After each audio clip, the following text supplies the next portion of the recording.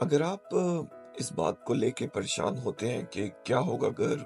عمران خان کو جیل میں کسی نے کچھ کر دیا، یا پھر پتہ نہیں عمران خان اپنے مقصد میں کامیاب ہوگا یا نہیں، تو میرا یہ جواب ہے کہ وہ آلریڈی کامیاب ہو چکا ہے۔ اگر آپ کسی بھی چیز کو لارجر اسکیم آف تھنگس میں دیکھتے ہیں، فار ایگزامپل اگر ہم قوموں کے بننے کی عروج و زوال کے پرسپیکٹیو میں دیکھیں تو ایک بندے کی جو زندگی ہے وہ بہت تھوڑی ہوتی ہے، اس کا جو لائف سپین ہوتا ہے وہ بہت تھوڑا ہوتا ہے کسی ایک بندے کی ایک قوم کے بننے میں یا بگڑنے میں۔ ایسا ضرور ہے کہ ہسٹری میں انقلاب آئے ہیں جو کہ بہت کوئکلی آئے ہیں، لیکن میں انقلاب کو کسی قوم کے بننے سے میں کنفیوز نہیں کر رہا۔ I am trying to say that these are two different things. Imran Khan کو آپ کسی کنونشنل پولیٹیشین سے کنفیوز نہیں کر سکتے۔ دس گائے از اے ڈریمر، اور اس کے ڈریم کا ایک بہت بڑا حصہ جو ہے وہ پورا ہو چکا ہے، اور وہ حصہ کیا ہے؟ وہ ایک آئیڈیا کے اوپر بیس کرتا ہے، اور وہ آئیڈیا یہ ہے کہ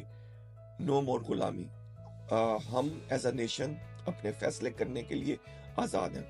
اور ریممبر، جب بھی کوئی اس طرح کا آئیڈیا لے کے آتا ہے تو اس کے اوپر ہنسا جاتا ہے، اس کو انڈرمائن کیا جاتا ہے، اس کو نان سیریس سمجھا جاتا ہے،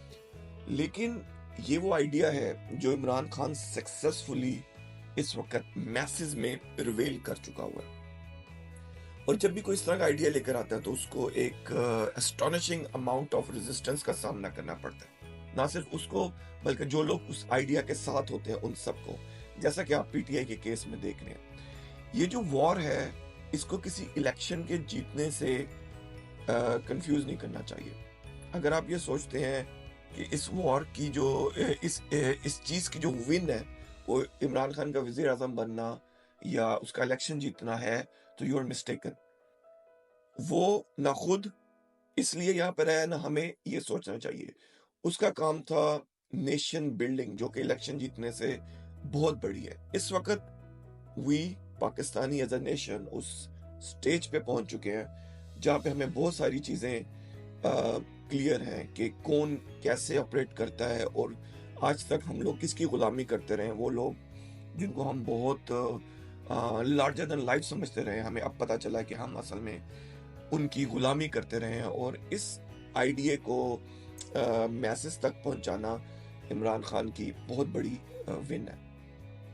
جب بھی آپ کسی چیز کو لارجر اسکیم آف تھنگس میں دیکھتے ہیں، لائک فار ایگزامپل ایسے مائکرو آرگنزمز ہیں جو کہ کچھ سیکنڈ کی ان کی لائف سپین ہوتا ہے یا کچھ منٹ کا، اس کے اندر وہ لوگ وہ آرگنزمز پیدا ہوتی ہیں، ریپروڈکشن کرتی ہیں، زندگی جیتی ہیں اور ختم ہو جاتی ہیں۔ سنگل سیل آرگنزمز بھی، اور بھی طرح کے آرگنزمز ہوگی۔ Again, not a subject matter expert, but the idea I'm trying to make is کہ وہ سیکنڈ، وہ مائکرو سیکنڈ یا وہ کچھ منٹ ان کے لیے پوری زندگی ہوتی ہیں، اور ان کو شاید اس سے باہر نہیں معلوم کہ یہ ان کی پوری زندگی کسی کے لیے ایک بہت چھوٹی سی ایک چیز ہے۔ یہ جو ٹائم کا کانسیپٹ ہے یہ ہم انسانوں کے لیے ہے کہ ایک بندے کی زندگی اگر 70 80 90 سال کی ہوتی ہے تو اس کے لیے پوری زندگانی ہے، بٹ اس سے اگر باہر جائیں تو ان لارج اسکیم آف تھنگس، اگر ہم یونیورس لیول کے اوپر بات کریں تو ایک بندے کی زندگی تو کچھ بھی نہیں ہے اس کے سامنے۔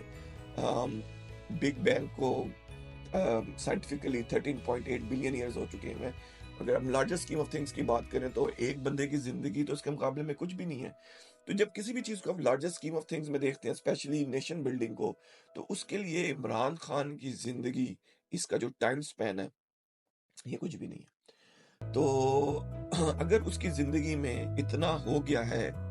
ایک آئیڈیا پنپنا شروع ہو گیا، ایک تھاٹ پروسیس شروع ہو گیا، so believe me it's a very big win